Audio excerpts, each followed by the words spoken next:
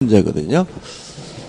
을이 갑에게 1억을 빌려주고 1억 채권을 담보하기 위해서 갑소유 A 부동산에다가 저당권을 설정했어요. 근데 어떤 문제가 생겼냐면 요 A 건물이 멸실됐어요. 또는 훼손 또는 공용 징수를 당했어요. 수용당했다는 얘기죠. 자, 이런 일이 생기게 되면 요 저당권은 뭐 할 위험에 처하냐면 소멸될 위험에 처하게 됩니다. 따라서 저당권자를 보호해 줘야 되는데 다행히 이런 일이 생기면 돈도 생겨요.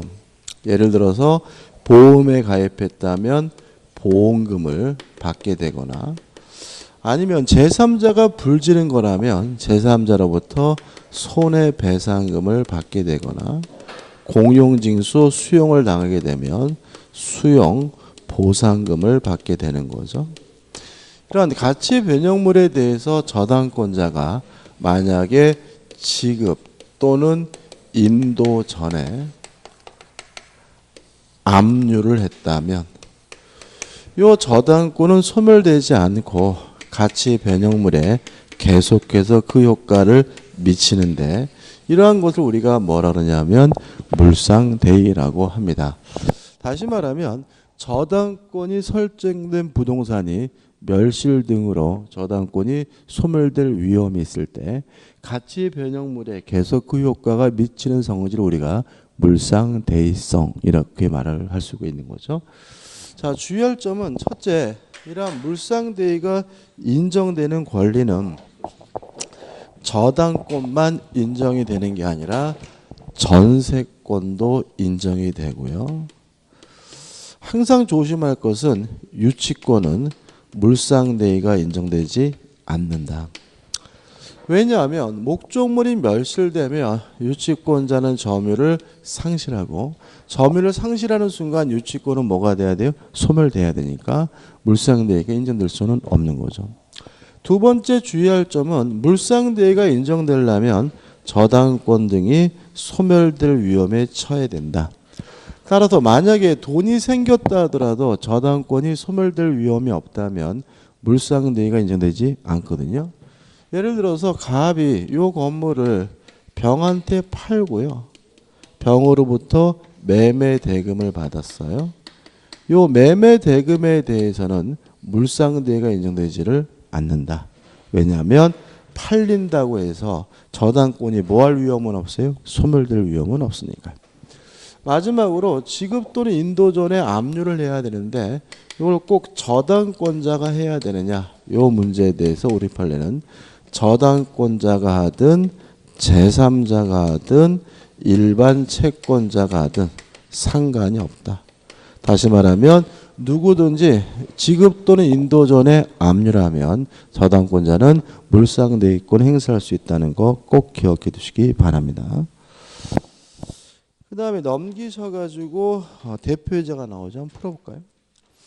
저당권의 물상대의에 관한 설명으로 옳은 것은 1번 대의할 물건이 제3자에 의하여 압류된 경우에는 물상대의성이 없다. X. 2번 전세권을 저당권을 목적으로 한 경우. 자, 이건 어떤 문제냐? 이런 문제입니다. 저당권의 객체는 부동산뿐만 아니라 지상권, 전세권에도 설정할 수가 있으니까 요 저당권이 뭐에 설정되어 있냐면 전세권에 설정되어 있어요. 근데 문제는 만약에 전세권이 존속기간이 만료됐다는 사유 등으로 소멸하게 되면 무엇도 소멸할 위험이 있냐면 저당권도 소멸될 위험이 있는 거죠. 근데 전세권이 소멸하게 되면 전세금이 생기죠. 다시 말하면 전세금 반환 채권이 생기게 되는데 이러한 전세금 반환 채권에 대해서 저당권자가 지급되기 전까지 압류하면 저당권이 소멸되지 않고 이 전세금에 계속해서 그 효과가 미치는데 이것도 일종의 뭐가 되는 거죠? 물상대의가 되는 거거든요. 따라서 2번 전세권을 저당권의 목적으로 한 경우 저당권자에게 물상대의권이 인정되지 않는다. X가 되는 거죠. 전세금에 대해서 물상대위가 인정이 됩니다. 3번 저당권 설정자에게 대여할 할 물건이 인도된 후에 저당권자 그 물건을 압류한 경우 물상대위권 행사할 수 있다. X죠. 최소한 언제까지 압류해야 됩니까? 지급 인도 전까지 압류가 돼야죠. 4번 저당권자는 저당 목적물의 소실로 인하여 저당권 설정자가 취득한 화재보험금 청구권에 대하여 물상대위권 행사할 수 있다. 5 맞는 질문입니다. 답은 4번이죠. 5번 저당권이 설정된 토지가 공익, 사업을 위한 토지 등의 취득 및 보생하는 법률에 따라 협의 취득이 됐어요. 그러면 수용당한 건가요? 협의 취득이라는 말은 매매죠. 매매. 그렇지 않습니까? 협의로 취득했다는 말은 쌍방 간에 뭐죠? 합의로 취득했다는 얘기니까 이게 수용처럼 보이지만 수용이 아니라 뭐죠? 매매예요. 그러면 매매가 되더라도 저당권은 소멸될 위험이 없고 매매 대금에 대해서는 물상대위권 인정되지 않으므로 협의 취득된 경우 저당권자는 그 보상금에 대하여 물상대위권 행사할 수 있다는 질문은 X가 되는 거죠. 그래서 협의 취득은 수용이 아니라 뭐죠? 매매라는 거 조심하시기 바랍니다. 그다음 2번 저당권자의 채권을 변제받는 방법 해가지고 424페이지부터 어디까지 그냥 넘어가냐면 428페이지 상단까지 넘어가는 거예요. 이 부분은 아까 우리가 전세권 할 때 설명드렸던 경매이기 때문에 굳이 따로 볼 필요는 없어요. 간단하게 정리하시면 되고 이미 했기 때문에 문제만 풀어볼까요? 자, 428페이지 오시면 대표예제가 있죠. 1번 X 건물에 대해 A가 1순위 근저당권, B가 2순위 근저당권을 가지고 있고 C가 유치권을 행사하고 있다. 다음 설명 중 옳은 거죠. 그러면 만약에 이런 상태에서 경매가 되면 모든 저당권은 무조건 뭐가 돼요? 소멸되니까 A의 근저당권, B 근저당권 소멸하고요. 유치권은 경매가 되더라도 원칙적으로 뭐 되지 않아요? 소멸되지 않으니까 옳은 것은 2번이 되는 거죠. A가 경매 신청을 하여 D가 경락받아 새 소유자가 된 경우 C가 D에게 X 건물의 반환을 거부할 수 있다. 옵니다. 왜냐하면 경매가 되더라도 유치권은 원칙적으로 뭐 되지 않아요? 소멸되지 않기 때문에. 2번이 나오는데 2번은 이 기출문제인데 좀 문제가 좀 마음에 들지는 않습니다. 풀어볼게요.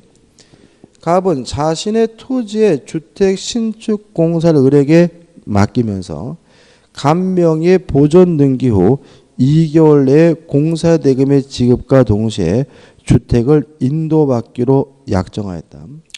2016년 1월 15일 주택에 대하여 간명의 보존 등기를 마쳤으나 그런 현재까지 공사대금을 지급받지 못한 채 점유하고 있다. 갑의 채권자가 위 주택에 대한 강제 경매를 신청하여 2016년 2월 8일 경매 개시 결정 등기가 되었고까지를 일단 끊어볼게요.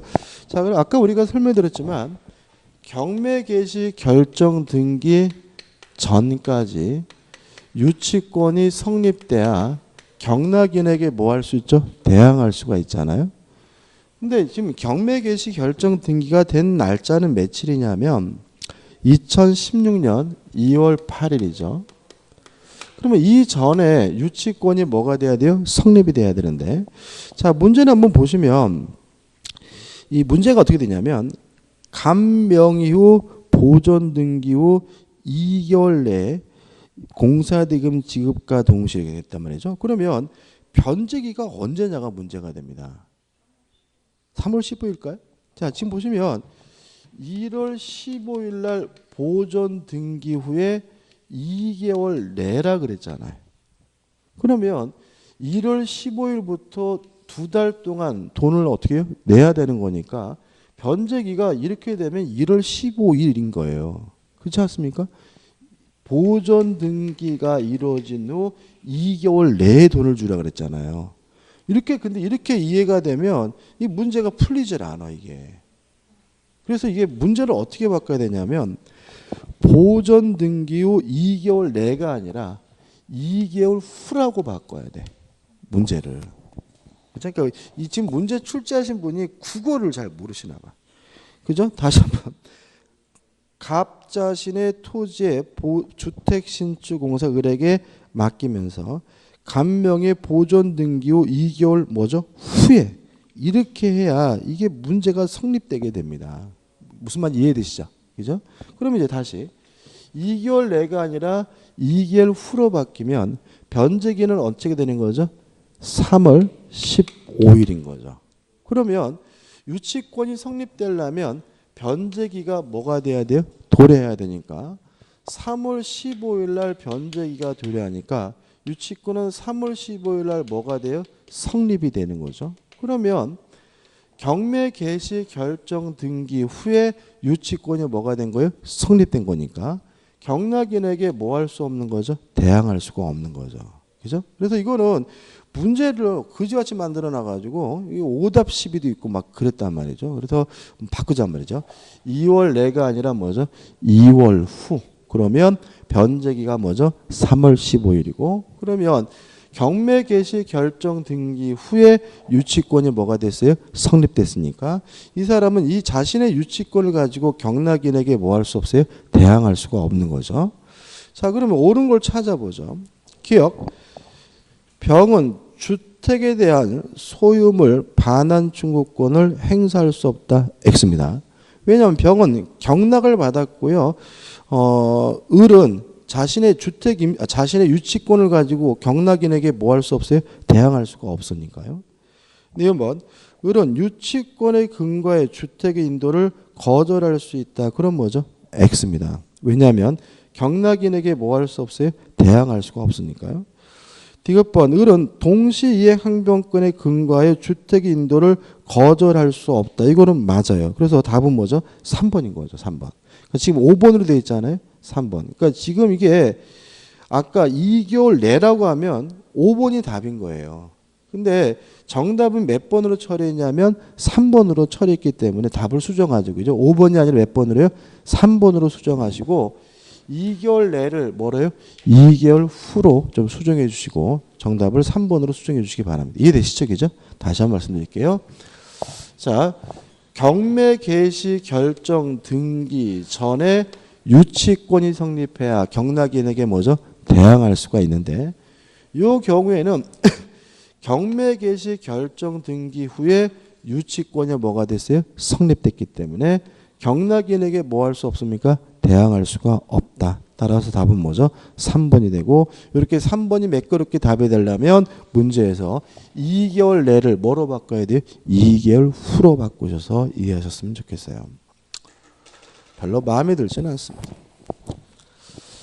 그 다음 우측에 이제 2번에서 뭐가 나오냐면 법정지상권이 나오죠.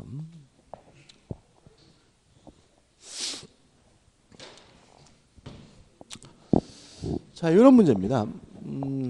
건물이 존재하고 있고요. 건물의 소유자하고 토지 소유자가 원래는 같았는데 이것이 만약에 저당권 실행으로 건물과 토지 소유자가 달라지게 되면 건물 소유자는 뭘 갖게 되냐면 법정 지상권을 취득하기 때문에 건물을 뭐 당하지 않죠? 철거당하지 않습니다. 자, 여기서 주의하실 것은 한 가지예요. 언제 건물이 있고 언제 건물과 토지 소유자가 같아야 되느냐? 저당권 설정 시죠. 건물은 저당권 설정 시에 있어야 됩니다.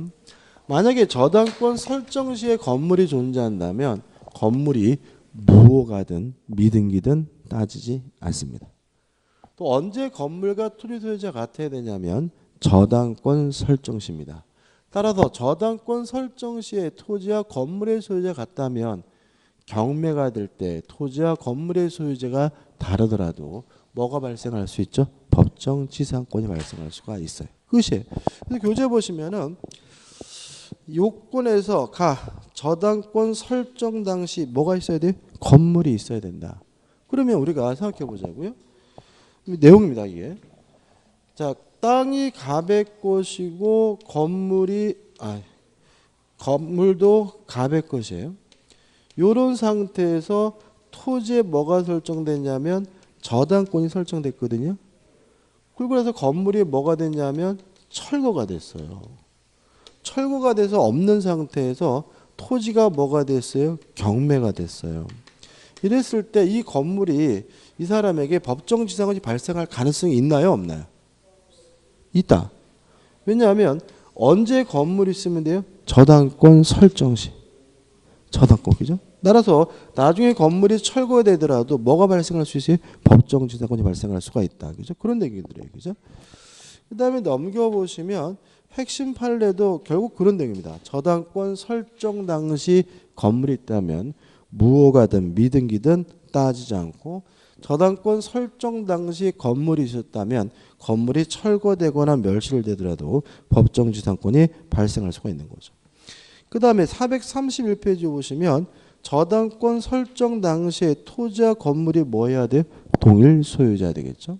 따라서 설정 당시에 건물과 토지 소유자가 같다면 그때는 경매될 때 다르더라도 뭐가 발생합니까? 법정지상권이 발생해요. 그럼 한 가지 연습해 볼까요? 이 들으시는 거 이런 거는. 자, 땅이 갑의 것이고요. 건물도 갑의 것이에요. 이런 상태에서 을 앞으로 토지에 대해서 저당권이 설정돼 있었어요. 다시 말하면 저당권 설정 당시 건물이 있었고 건물과 토지 소유자가 같았네요. 그죠? 근데 갑이 건물만 팔았어요. 건물만 팔고 건물만 이전 등기해 주는 바람에 땅은 여전히 갑의 것이지만 건물은 병의 것으로 바뀌었어요. 그러면 매매할 당시 건물이 있었고 건물과 토지소유자가 같았는데 매매로 달라졌으니까 병은 뭘 갖게 되죠? 관습법상 법정지상권을 갖게 되겠죠. 동의하시죠? 그죠? 자, 이런 상태에서 토지 저당권자가 경매를 했어요. 토지가 경매가 돼가지고요. 정의 경락을 받았어요. 이랬을 때 병에게 벌어지는 일입니다. 첫째, 병에 가지고 있던 요 간습법상 법정지상권은 경매로 인해서 소멸이 될까요? 안 될까요? 소멸되겠죠. 왜냐하면 용익권의 소멸 여부는 누구하고요? 최우선순위 저당권과. 제가 지금 1이라고 적었죠. 저당권이 빠르잖아요. 얘보다. 따라서 경매가 되면 관습상의 법정지상권은 무조건 뭐가 돼요? 소멸이 됩니다. 그러면 저당권 실행에 의한 법정지상권을 병이 새롭게 취득할 수 있을까요? 없을까요? 취득할 수 있나요? 없나요? 이게 참 난 놓고 기억져 버리는 거예요. 자, 언제 건물과 토지 소유자 같으면 된다고요? 저당권 설정 시. 자, 저당권이 설정될 때 건물이 있었고 건물과 토지가 같았잖아요. 다시 말씀드리면 경매가 될 때 같아야 되는 건 아니에요. 언제만 같으면 돼요? 저당권 설정 시. 따라서 법정지상권을 새롭게 뭐예요? 취득하는 거죠. 그래서 원래 가지고 있던 간섭법상 법정지상권은 경매로 뭐가 돼요? 소멸되지만 저당권 설정 당시 건물이 있었고 건물과 토지 소유자가 같았기 때문에 새롭게 뭘 취득합니까? 법정지상권을 취득하기 때문에 건물은 뭐 당하지 않아요? 철거당하지 않게 되는 거죠. 판례도 한번 보시고 넘겨보시면 답은 토지, 건물 어느 한쪽이나 양자 위에 저당권이 설정돼야 되고 답은 경매 결과 토지와 건물이 각각 소유자가 달라지게 되고요. 그러면 이제 뭐가 발생합니까? 법정지상권이 발생하죠. 뭐 하지 않아도 등기하지 않아도. 내용은 일반 지상권과 비슷합니다. 그래서 존속기간, 체당기간 보장이 되고요. 그 범위, 면적은 건물 밑바닥 땅에만 인정되는 것이 아니라 건물을 소유하기 위해서 필요한 범위에서 주의공지까지 확장이 되고요. 4번 지료는 법원에다가 결정해 달라고 뭐 할 수 있냐면 청구할 수가 있습니다. 대표 이제 풀어볼게요.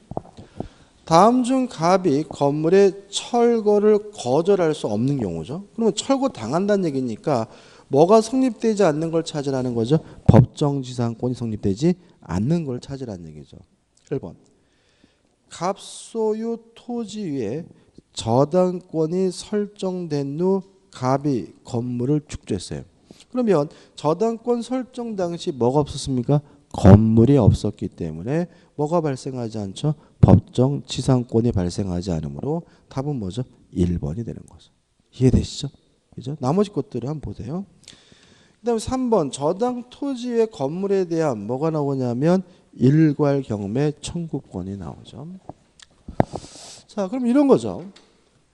자, 땅이 갑의 것인데 나대진 상태에서 토지에 저당권이 설정이 됐어요.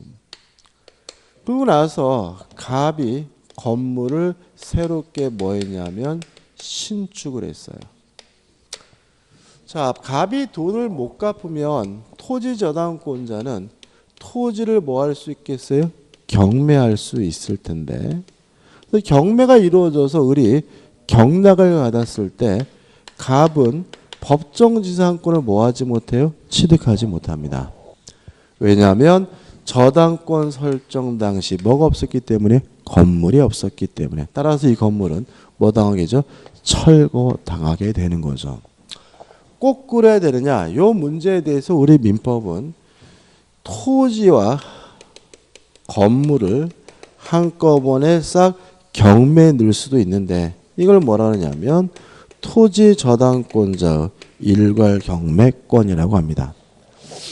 자, 여기서 주의할 점은 뭐냐면 첫째는 요 토지 저당권자가 토지만 경매할지 아니면 일괄 경매할지 자유롭게 선택하는 것이 가능하다. 또 일괄 경매를 선택해서 토지 대금과 건물 대금이 나오면 토지 대금에서만 우선 면제 받을 수가 있고요. 건물 대금에 대해서는 우선 면제 받을 수가 없다. 근데 마지막으로 중요한 것은 뭐냐면 건물의 소유자가 저당권 설정자인 갑의 소유해야 된다는 점입니다. 왜냐하면 남이 돈을 못 갚는다고 내 건물이 경매되면 안 되잖아요. 누가 돈을 못 갚아야 내가 돈을 못 갚아야 내 건물이 경매되는 거죠. 따라서 건물의 소유자는 반드시 누구에 대해 저당권 설정자 소유해야 되는 거죠. 예를 들어서 만약에 용익권자인 병이 건물을 신축하고 소유하고 있는 상태라면 이때는 일괄 경매할 수는 없는 겁니다. 근데 만약에 병이 신축한 건물이더라도 갑에게 소유권이 양도가 돼서 갑이 건물을 소유하고 있다면 이때는 일괄 경매가 가능하다는 것이 판례 입장입니다. 다시 말하면 누가 신축을 했든지 간에 누가 소유하고 있어야 돼요? 저당권 설정자가 소유하고 있어야지만 일괄 경매가 가능합니다. 끝이고요. 우측에 대표이제 풀어볼까요? 이렇게 돼 있죠. 아니, 대표이제가 아니라 넘기셔가지고 판례도 설명드린 거고 435페이지 오시면 뭐가 나오냐면 대표이제가 나와요. 자, 풀어보죠. 채무자 을은 자기 소유 나대지 위에 채권자 갑을 위하여 저당권을 설정한 후 그 지상의 건물을 신축하여 등기까지 마쳤으나 채무 불이행으로 갑으로부터 강제 집행을 받기 이르렀다. 이 경우에 대한 설명으로 옳지 않은 거죠. 일단 채무자와 채권자가 바뀌었죠. 그죠? 채무자가 누굽니까? 을이고 채권자가 누굽니까? 갑이죠.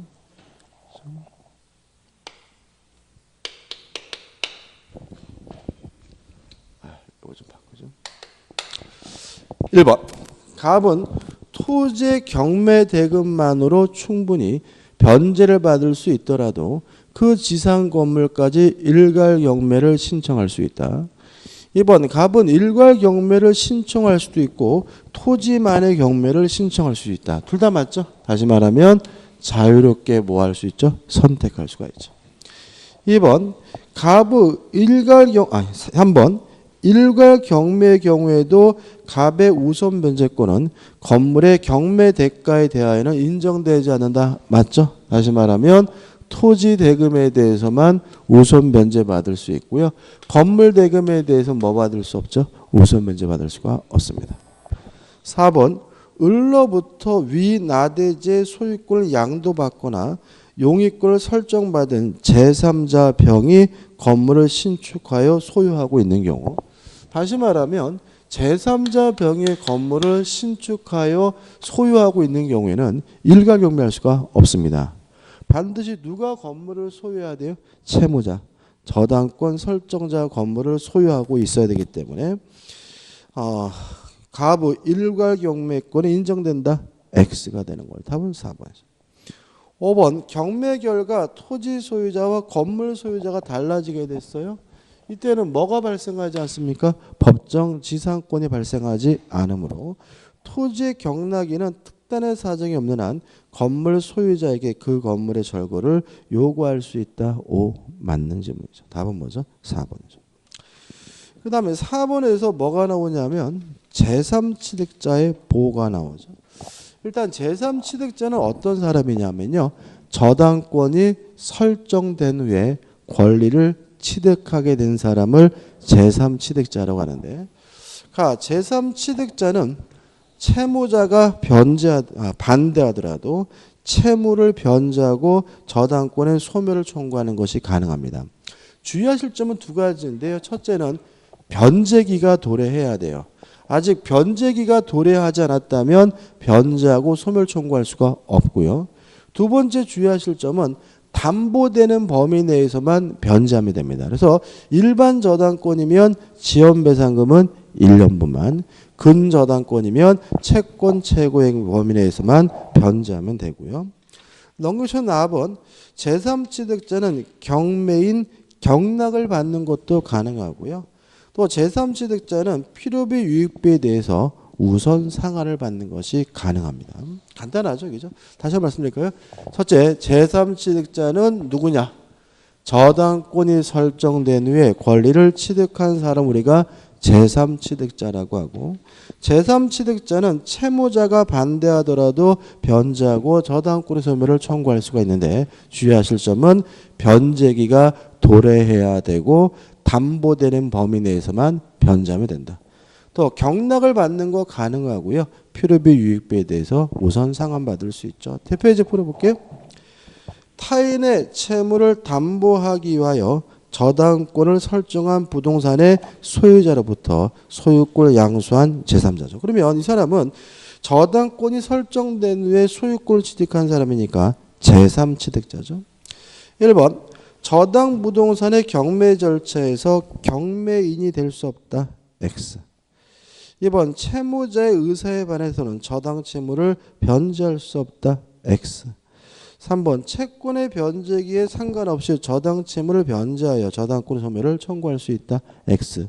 변제기가 도래해야 되죠. 5번부터 볼까? 5번 저당 부동산의 개량을 위하여 유익비를 지출한 경우에는 저당 부동산의 경매 대가에서 그 비용의 우선 상환을 받을 수 없다. X입니다. 답은 4번인데 왜 그러냐면 만약에 돈을 갚았어요. 제3취득자. 그러면 남의 빚을 대신 갚은 거죠. 남의 빚을 대신 갚았으니까 채무자에게 내 돈 내더라 짜자 구상권 행사할 수 있겠죠. 따라서 4번 저당 채무를 변제한 때에는 보증 채무에 관한 규정에 의하여 채무자에 대한 구상권이 있다는 지문은 맞는 지문이고 답은 뭐죠? 4번이 되는 거죠. 그다음 우측에 저당권 침해에 대한 구제에서 구제 방법에서 1. 물권적 청구권이 있습니다. 다만 저당권자는 스스로 점유하지 못하는 권리니까 뭐가 없죠? 반환 청구권이 없다. 끝이고. 그 다음에 손해배상 청구할 수 있고요. 넘겨보시면 채무자에 대한 특별 효과 해가지고 이러한 침해로 인해서 담보가 부족하다면 담보물 보충을 청구할 수가 있고요. 또 이러한 침해로 인해서 담보 목적물이 멸실 훼손된다면 채무자는 기한의 이익을 상실하기 때문에 채권자는 지금 당장 돈을 갚아라 즉시 변제를 청구할 수가 있겠죠. 여기서 두 가지를 조심하시는데 첫 번째는 담보물 보충을 청구하고 나서는요. 더 이상 기한의 이익이 상실됐다는 이유로 즉시 변제를 청구하지 못한다. 두 번째는 담보물 보충을 청구하려면 저당권 설정자에게 책임 있는 사유, 고의, 과실이 필요하고요. 또 기한의 이익이 상실됐다는 이유로 즉시 변제를 청구하려면 채무자가 해야 되거든요. 다시 말하면 채무자에게 뭐가 필요하죠? 고의, 과실이 필요하다는 거 주의하셔야 되겠죠. 한 가지만 연습해 볼까요? 자, 이런 거죠. 을이 갑에게요 1억을 빌려주고 12월 31일까지 갑기로 했어요. 그리고 갑 소유 A 건물에다가 뭘 설정했냐면 저당권을 설정했는데 병이 지나가다가 거지 같은 세상 해가지고 방화하는 바람에 홀라당 불탔어요. 담보가 뭐가 됐죠? 멸실된 거죠. 이때 을이 갑에게 담보물 보충을 청구할 수 있을까요? 아니면 담보가 멸실됐으니까 기한의 이익이 상실됐다는 이유로 즉시 변제를 청구할 수 있을까요? 될 것 같죠? 근데 안 된다. 보충 청구할 수도 없고 즉시 변제 청구 못해요. 왜냐하면 담보물 보충을 청구하려면 저당권 설정자에게 뭐가 필요해요? 고의 과실이. 얘가 방어한 거잖아요. 갑에게는 뭐죠? 아무런 고의 과실이 없습니다. 기한의 이익이 상실됐다는 이유로 즉시 변제를 청구하려면 채무자에게 뭐가요? 고의 과실. 얘가 방어한 거잖아요. 갑에게 뭐죠? 아무런 고의 과실이 없는 것. 따라서 이거는 보충 청구할 수도 없고 즉시 변제 청구할 수 없고요. 그러면 이 사례는 결국 뭐가 되냐면요. 물상대의 사례가 되는 거죠. 그잖아요. 얘가 불질르면 뭐가 돼요?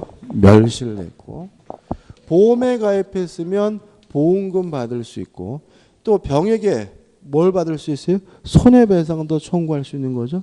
그러면 이러한 돈이 지급되기 전에 뭐라면요? 압류라면 물상대위권 사례인 것이지 뭐 문제가 아닙니까? 담보물 보충 청구권이나 기한의 상실 문제가 아님을 주의하시 바랍니다. 왜 설명드리냐면 요거를 저거랑 섞어가지고 문제 내버리면 그냥 틀리는 경향이 있으니까 조심하시기 바랍니다.